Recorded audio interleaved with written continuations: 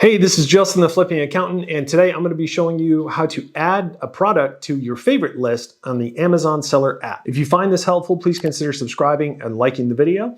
Let's jump right into it. So I'm going to open up the Amazon Seller app. Then I'm going to go to add a product right here, the first button, and click add a product. It will pull up the little search bar here if my phone ever decides to load. And then we can search for a product. So I'm going to type in Lego Harry Potter. Type in Lego Harry Potter, just for an example. I'm going to go ahead and click on the first listing right here, this Lego Harry Potter Flying Forward in Anglia. And then here is the product listing right here.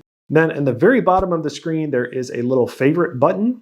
So all you have to do is click on that favorite button right there, and then it will turn blue. That's how you know you added it correctly.